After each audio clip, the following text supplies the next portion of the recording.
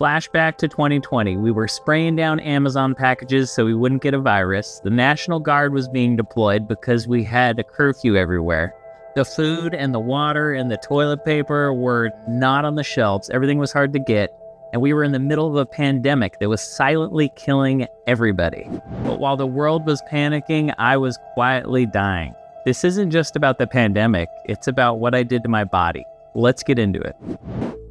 I was already drinking too much before the lockdown. I blame stress and anxiety. We were locked inside of our house and there was a pandemic and we had no idea what was going on around us. But with all the amplified anxiety and being stuck inside and the government giving us money to sit at home, literally my drinking increased. I had no routine. I was working from home and I just kept telling myself that I was fine. But I was being lazy. I wasn't eating right. I wasn't exercising. All the gyms were shut down and we were all scared to go outside. I was just existing.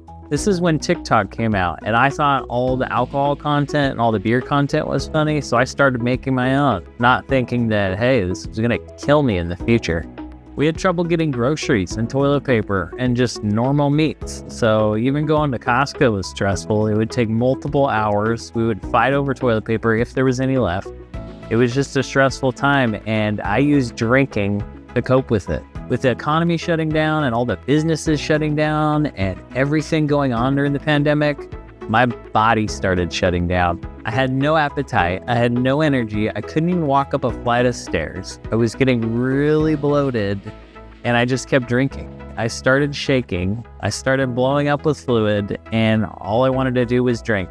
I looked in the mirror, and I didn't see me anymore.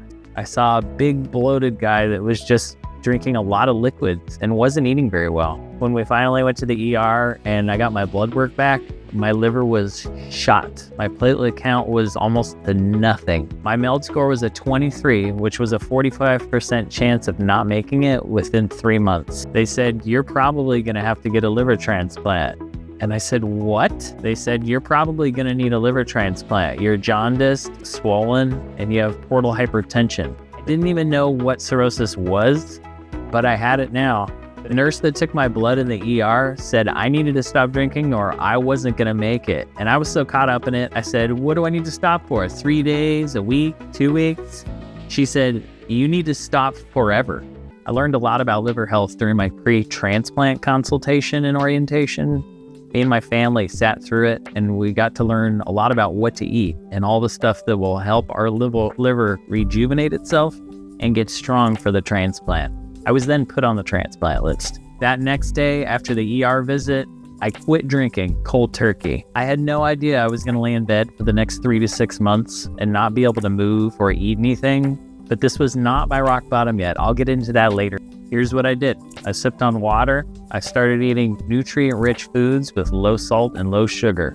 My wife would go to work and leave me a nutrient-rich shake on my dresser, and I would sip it during the day and only drink about half. My appetite was gone, and I had to try to get it back. Physical therapy, ultrasounds, doctor visits, blood tests, to draining my lungs with liquid. Every day was survival. At this point, I knew if I didn't change everything that I was putting into my body and my lifestyle change that I needed, I wasn't going to recover and heal, and I wasn't going to be here anymore.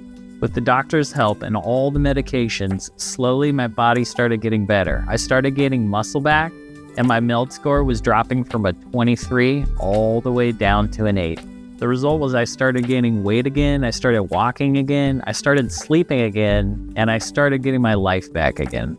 It took me 6 months to get better, to recover, to get my strength back, and I was finally removed from the transplant list. I think about it a lot, and most people don't get a second chance to recover their liver. So for me having this opportunity, I'm not gonna mess it up. The pandemic didn't cause my liver failure, but it exposed everything that I was hiding. Alcohol numbed me until my liver couldn't keep up anymore. Healing was everything, and it took everyone around me to do it. If you're feeling off, or your skin is yellow, or your body's swelling, don't ignore it. Your liver whispers before it screams. I'm Justin Johnson. I was dying, but I didn't. Love your liver and love your body. And don't forget to subscribe. I got a lot more videos coming out.